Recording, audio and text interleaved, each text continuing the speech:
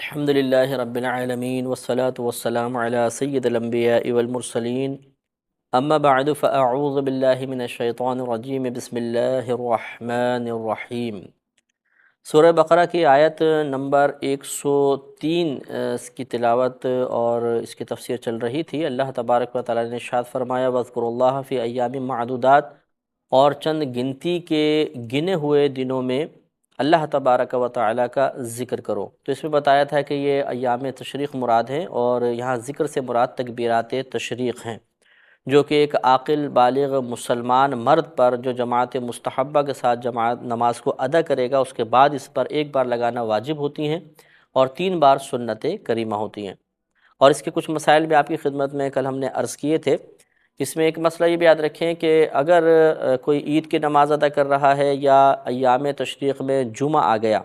تو عید کے بعد یہ تکبیرات بہرحال واجب نہیں ہوتی ہیں، لیکن جمعے کے بعد یہ لگانی چاہیے، باقاعدہ واجب ہوتی ہیں۔ آگے ارشاد ہوتا ہے کہ فمن تعجل فی یومین، اور جو شخص جلدی کر کے منی سے 2 دن میں ہی چلا جائے، فلا اثم علیہ، تو اس پر کوئی گناہ نہیں ہے۔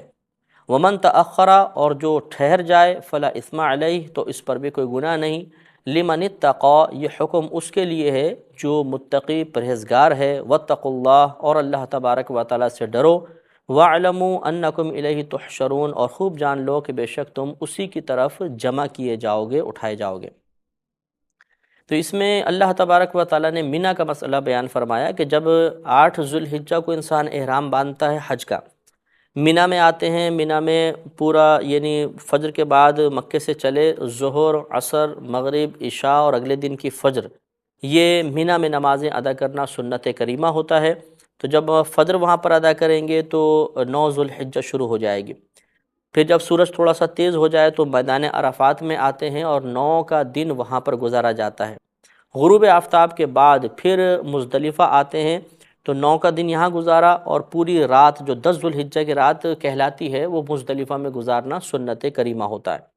پھر جب 10ویں تاریخ کی طلوع فجر ہو جائے گی، تو طلوع فجر سے لے کر اور طلوع آفتاب تک یہ پورا وقت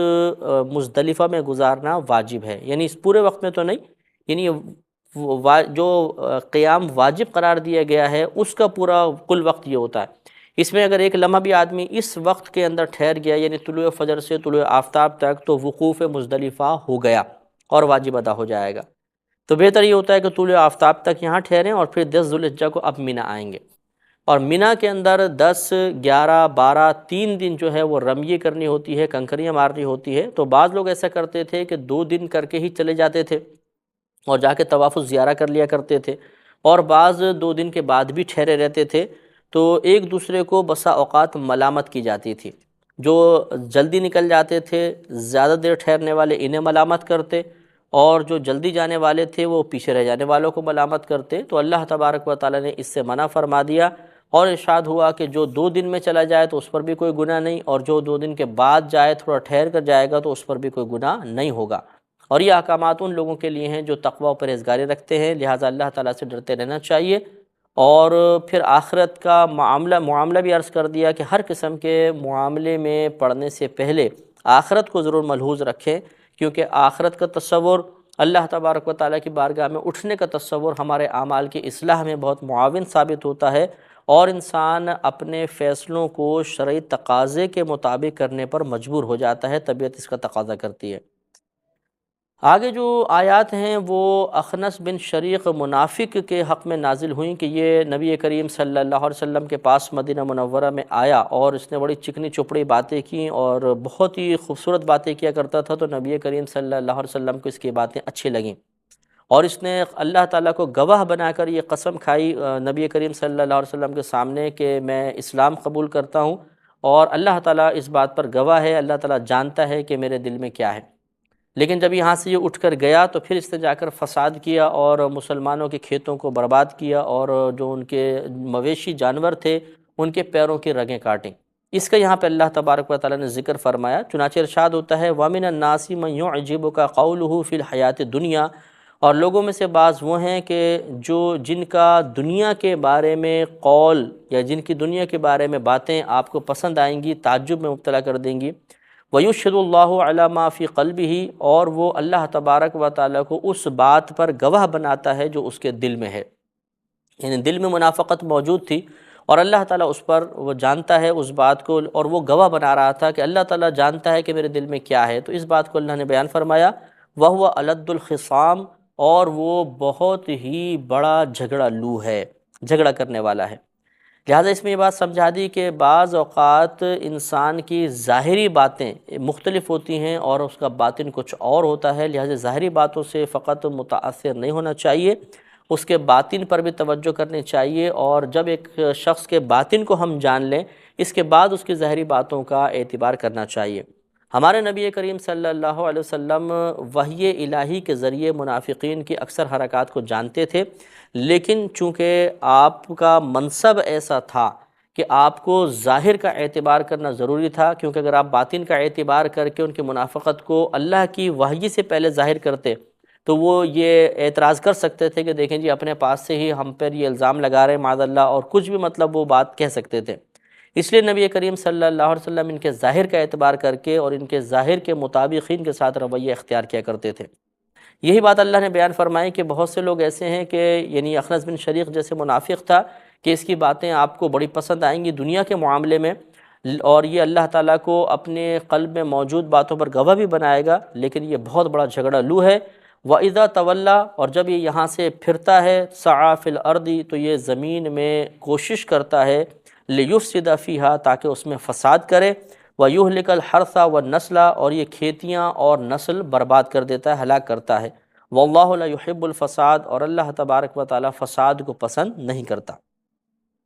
وَإِذَا قِيلَ لَهُ، اور جب اسے کہا جائے اتق اللہ، اللہ تبارک و تعالیٰ سے ڈر، أَخَذَتْهُ الْعِزَّةُ بِالْإِثْمِ فَحَسْبُهُ جَهَنَّمُ، تو اسے گناہ کے سلسلے میں اس کی عزت پکڑ لیتی ہے، یعنی یہ نصیحت کو قابل نفرت تصور کرتا ہے، اور جس فساد میں جس گناہ میں یہ مبتلا ہے وہ اس کو مجبور کر دیتا ہے کہ اس نصیحت بھری بات کو رد کرے۔ فحسبہ جہنم، تو ایسے شخص کے لیے تو جہنم ہی کافی ہے۔ ولا بئس المہاد، اور یہ ضرور برا بچھونا ہے، ضرور برا مقام ہے۔ تو اس سے معلوم ہوا کہ اگر کوئی شخص برائی میں ملوث ہو، اسے نصیحت کی جائے اور وہ اس کو ترک کرے، اس نصیحت کو قبول کرنے کو اپنے لیے باعث عار تصور کرے، تو یہ منافقانہ فعل ہے، اور اس سے ہمیں بچنے کی کوشش کرنی چاہیے۔ وَمِنَ النَّاسِ مَن يَشْرِي نَفْسَهُ ابْتِغَاءَ مَرْضَاتِ اللَّهِ، اور لوگوں میں سے بعض وہ ہیں جو بیچتے ہیں اپنے آپ کو اللہ تبارک و تعالیٰ کی رضا کو تلاش کرنے میں۔ وَاللَّهُ رَءُوفٌ بِالْعِبَادِ، اور اللہ تبارک و تعالیٰ اپنے بندوں پر مہربان ہے۔ یہ آیت دراصل حضرت صہیب رومی رضی اللہ تعالیٰ عنہ کے حق میں نازل ہوئی، اور دو طرح ان کی روایت بیان کی گئی ہے۔ ایک واقعہ تو یہ تھا کہ یہ جب ہجرت کے لیے مکہ المکرمہ سے باہر نکلنے لگے تو قریش نے ان کا راستہ روک لیا اور کہا کہ جب آپ ہمارے پاس پہلے آئے تھے تو آپ کے پاس کوئی مال نہیں تھا، اور پھر آپ نے یہاں پہ بہت سارا مال بنا لیا، اور اب آپ جب یہاں سے جا رہے ہیں تو اپنا مال ساتھ لے کر جا رہے ہیں، ہم آپ کو ایسا نہیں کرنے دیں گے۔ تو حضرت صہیب رضی اللہ تعالیٰ عنہ نے فرمایا کہ کیا تم اس بات پر راضی ہوتے ہو کہ میں تمام مال تمہیں دے دوں اور پھر میں خالی ہاتھ یہاں سے رخصت ہو جاؤں؟ تو اس کو انہوں نے پسند کیا، اور حضرت صہیب رومی نے اللہ تبارک و تعالیٰ اس کے رسول کریم صلی اللہ علیہ وسلم کی رضا کی خاطر تمام مال ان کے حوالے کیا، اور آپ وہاں سے خالی ہاتھ مدینہ منورہ کی طرف روانہ ہوئے۔ جب آپ نبی کریم صلی اللہ علیہ وسلم کی بارگاہ میں حاضر ہوئے تو سرکار مدینہ صلی اللہ علیہ وسلم نے اس کو بہت پسند فرمایا اور ارشاد فرمایا کہ اے صہیب، تم نے نفع بخش تجارت کی ہے۔ اور ایک روایت کے مطابق آپ ہجرت کے لیے نکل چکے تھے تو قریش نے آپ کا پیچھا کیا اور آپ کو روک لیا، تو آپ نے ارشاد فرمایا کہ تم جانتے ہو کہ میں تیر اندازی میں بہت زیادہ ماہر ہوں، اگر تم مجھے روکو گے تو میں تمام تیر تم پر خالی کر دوں گا اور تم مجھے نہیں پکڑ سکو گے،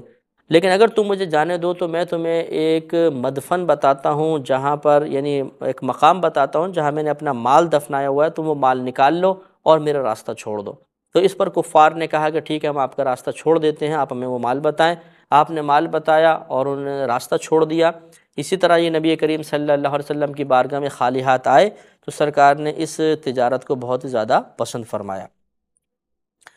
آگے ارشاد ہوتا ہے کہ یا ایھا الذین آمنوا ادخلوا فی السلم کافہ، اے ایمان والو اسلام میں پورے داخل ہو جاؤ، ولا تتبعوا خطوات الشیطان، اور تم شیطان کے قدموں کی، شیطان کے راستوں کی پیروی مت کرو، انہ لکم عدو مبین، بے شک وہ تمہارا کھلا دشمن ہے۔ یہ آیت دراصل حضرت عبداللہ بن سلام رضی اللہ تعالی عنہ اور آپ کے اصحاب کے حق میں نازل ہوئی۔ آپ یہودیوں کے بہت بڑے عالم تھے۔ جب آپ نے اسلام قبول کیا تو آپ نے اور آپ کے اصحاب نے، جو یہود کے اندر یہ مشہور تھا، معاملہ چل رہا تھا کہ وہ اونٹنی کا گوشت نہیں کھاتے تھے، اس کا دودھ پینے کو مکروہ قرار دیتے تھے، اور یہ پہلی شریعت میں تھا۔ اسی طرح ہفتے کے دن کی تعظیم کیا کرتے تھے۔ تو جب حضرت عبداللہ بن مسعود رضی اللہ تعالیٰ عنہ نے اسلام قبول کیا تو آپ نے اور آپ کے اصحاب نے اسی طریقے کو جاری رکھا کہ آپ ہفتے کے دن کی تعظیم بھی کرتے تھے، اور اونٹنی کا گوشت کھانے کو، اس کا دودھ پینے کو مکروہ تصور کرتے تھے۔ بعض مسلمانوں نے اس پر اعتراض کیا تو آپ نے اور آپ کے اصحاب نے جواب دیا کہ دراصل ہم میں ان دونوں شریعتوں پر عمل کرنے کی طاقت موجود ہے، لہٰذا اگر ہم اس پر عمل کریں تو کیا حرج ہے۔ اور ایک روایت کے مطابق آپ نے نبی کریم صلی اللہ علیہ وسلم کی بارگاہ میں عرض کی تھی کہ آپ ہمیں اجازت مرحمت فرمائیں کہ جو ہمارے پہلی شریعت میں عمل چل رہے تھے ان میں سے بعض اعمال کو ہم اختیار کر لیں۔ اس پر یہ آیت کریمہ نازل ہوئی کہ اے ایمان والو، جب تم اسلام تم نے قبول کر لیا تو مکمل طور پہ اسلام میں داخل ہو جاؤ، یعنی اب اسلام کی پابندیاں مکمل طور پر تمہیں اختیار کرنی ہوں گی۔ جہاں اسلام رعایت دے رہا ہے وہاں پہ رعایت اختیار کرو، جہاں سختی فرما رہا ہے اس پابندی کو خوش دلی کے ساتھ قبول کرو،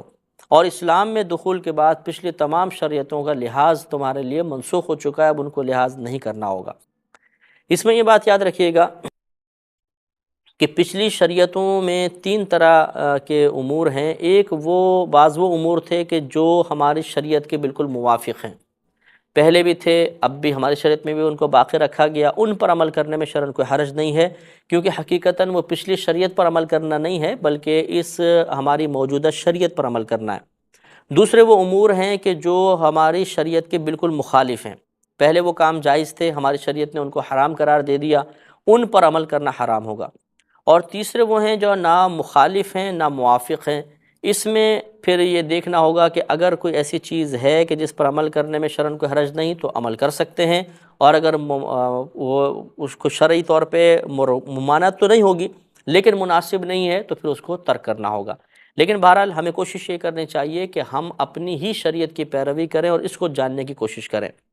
اس سے ہمارے بعض وہ مسلمان بھائی بھی نصیحت حاصل کریں کہ جو پچھلی شریعتوں کو جاننے کی تمنا رکھتے ہیں یا توریت اور انجیل کا مطالعہ اس وجہ سے کرتے ہیں کہ دیکھ اس میں کیا ہے، اور پھر یہ کوشش کرتے ہیں کہ اس پر عمل پیرا ہونے کی کوشش بھی کی جائے، تو یہ ممنوع ہے۔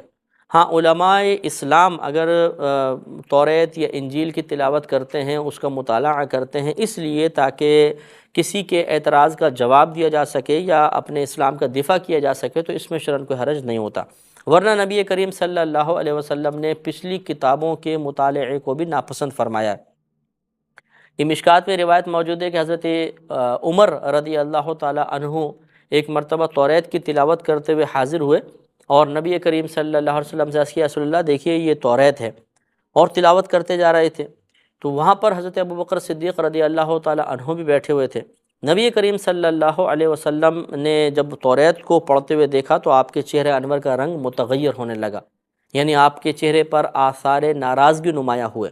حضرت عمر رضی اللہ تعالیٰ عنہ کی نگاہ چونکہ توریت پر تھی تو آپ کو نہ پتہ چلا کہ نبی کریم جلال میں تشریف لا رہے ہیں،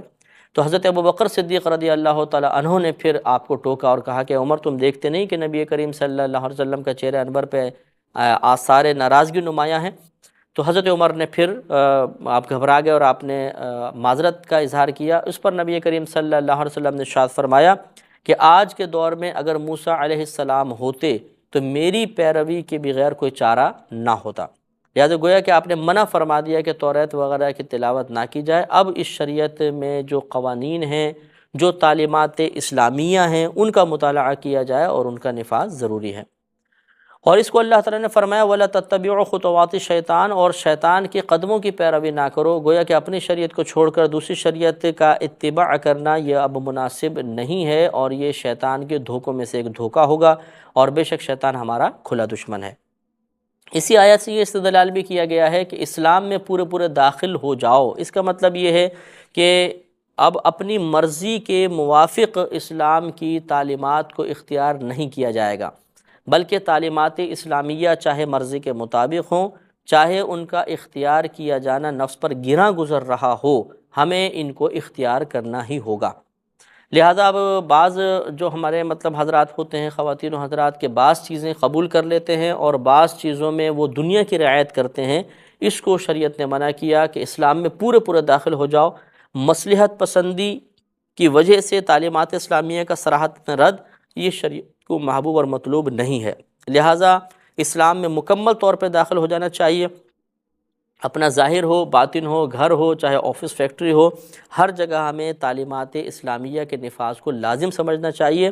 اسلام کو اپنی ضرورت اور مرضی کے مطابق ڈھالنے کے بجائے ہمیں اسلام کی تعلیمات کے مطابق اپنے آپ کو ڈھالنا چاہیے اور اپنی ضرورتوں کو اس کے مطابق ہی لازم کرنا چاہیے، ورنہ آخرت میں